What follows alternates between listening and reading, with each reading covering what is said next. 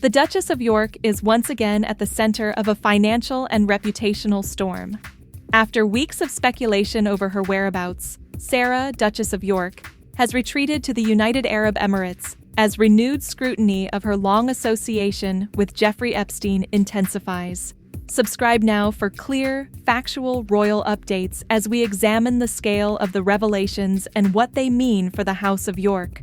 At the heart of this unfolding controversy is a stark claim that years of extraordinary personal spending left the Duchess financially dependent on a convicted, with consequences that continue to shadow the royal family. The scale of that spending has been laid bare in entitled The Rise and Fall of the House of York by historian Andrew Lowney. His account portrays a pattern of expenditure that, by the mid-1990s, had already pushed the Duchess into mounting debt and public embarrassment. By 1995, the marriage between Sarah, Duchess of York, and Prince Andrew, Duke of York, was effectively over. Reports of her financial difficulties were becoming frequent and increasingly detailed. That year, she was forced to leave Ramenda Lodge on the Wentworth estate when the property was sold and the rent increased. She moved instead to Kingsbourne, an 8-bedroom house on the same Surrey estate. What followed was emblematic of the contrast that would come to define her public image. According to Lowney, the Duchess hosted a $3,000 champagne party for 150 builders and removal men who assisted with her move. At the same time, she would later tell a glossy magazine that she was in severe financial straits and would need to prioritize earning money over charity work. The financial reality at Kingsbourne was striking. She was reportedly paying $6,000 per month in rent. Staff wages amounted to $32,000. Phone bills reached $16,000. Her household included 17 members of staff: a cook, driver, maid, butler, dresser, nanny, 3 secretaries, a personal assistant, a lady-in-waiting, an accountant and assistant, gardeners, a flower arranger, and a dog walker. There was even a staff member assigned to clear up after the family dog, with another employed to assist him. This was not a temporary indulgence. It was a sustained lifestyle.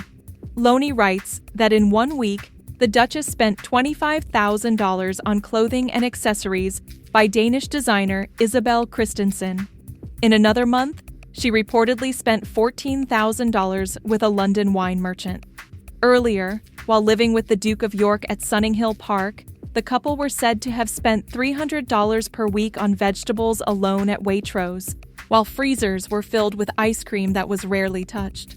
The family's Jack Russell, Bendix, was allegedly served freshly prepared dinners of liver or sausages with gravy. Energy bills rose sharply, and while the Duke expressed concern, the Duchess was described as defiantly turning lights and heating back on. In the summer of 1994, she rented Domaine La Fontaine near Cannes at a reported cost of $20,000. Despite the villa being self-catering, she was accompanied by a butler, 2 housekeepers, a personal dresser, a general assistant, a nanny, and a friend. Princess Beatrice and Princess Eugenie were present, along with 2 Scotland Yard protection officers. A truck was driven from England to deliver sun loungers and pool toys. 5 additional telephone lines were installed. Wine was delivered daily, including Laurent Perrier Rosé Champagne and Puligny Montrachet at $50 a bottle, sometimes opened and left unfinished. Parties at the villa reportedly cost more than $100,000, with guests including Pamela Stephenson, Billy Connolly, Sir David Frost, Roger Moore, and Belinda Carlisle.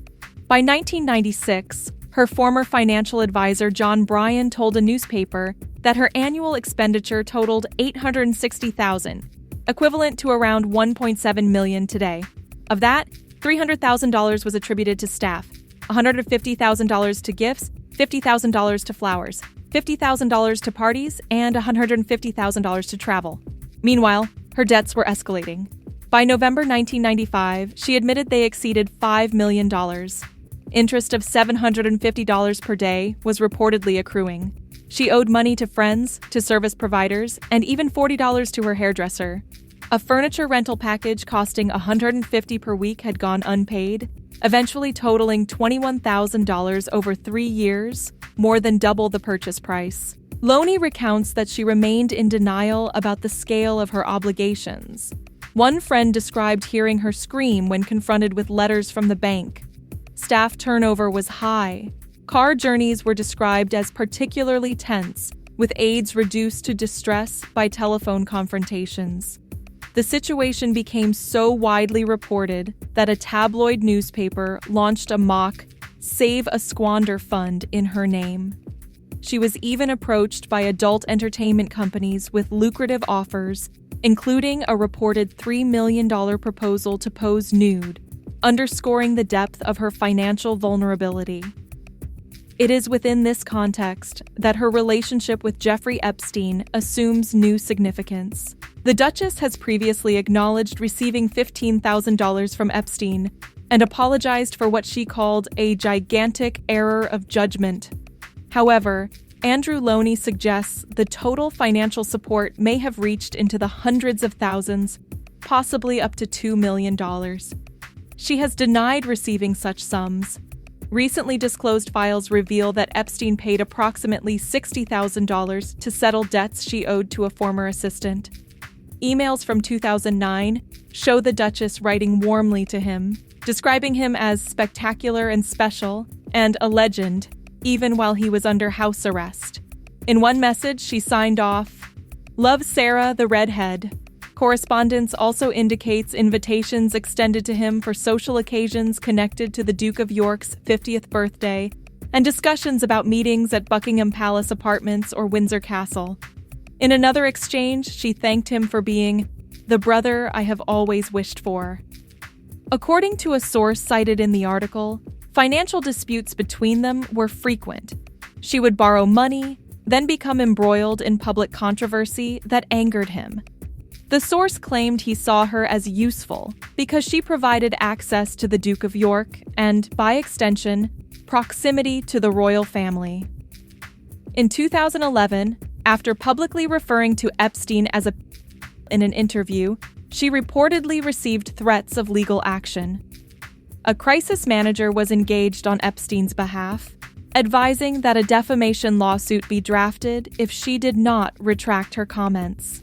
Within weeks, she wrote to him apologizing and describing him as a steadfast, generous, and supreme friend. Her spokeswoman later said she had been terrified by threats of legal action, and that, once aware of the full extent of the allegations, she cut off contact and condemned him publicly. Today, as reports suggest, she may be forced to leave Royal Lodge, the residence she has shared with the Duke of York. The financial and reputational consequences of those years remain unresolved. For the monarchy, the issue is not merely historical spending.